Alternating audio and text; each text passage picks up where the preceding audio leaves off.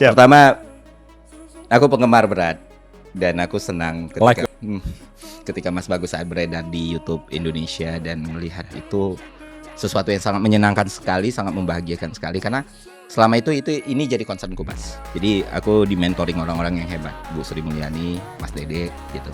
Dan akademis untuk touch the grass itu adalah hal yang sulit banget. Betul. Karena kan kebanyakan hidup di dalam menara gading.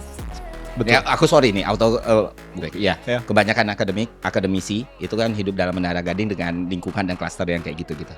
Nah, meanwhile aku ngelihat Mas emang bener-bener effort buat channel YouTube sendiri, kronik Ya.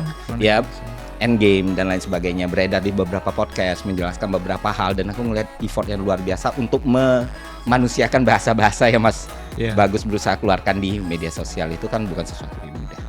Nah, apa sih dorongan Mas untuk melakukan ini semua? Padahal Mas sudah jadi asisten profesor di Nottingham, terus juga punya prestasi, punya banyak segudang prestasi, punya banyak achievement dan lain sebagainya yang kupikir Mas not supposed to be do this gitu loh. Iya.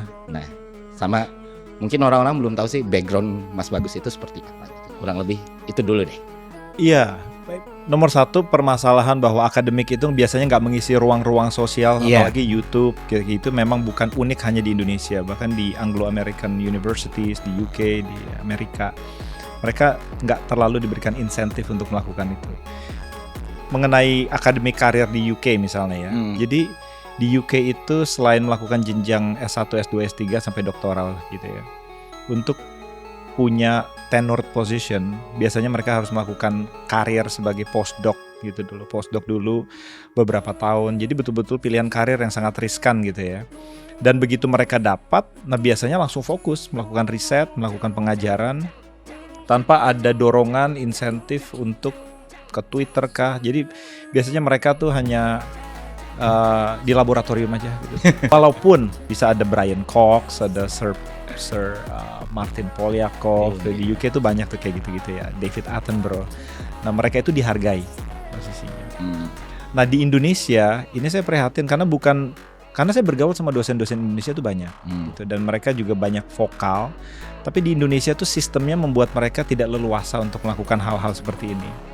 Jadi kalau di UK mau naik pangkat kah, atau mau jadi rektor, mau punya jabatan struktural, jadi di luar jenjang profesorial gitu ya, misalnya dean atau provost chancellor, semuanya prerogatif universitas gitu. Dan universitas itu walaupun dia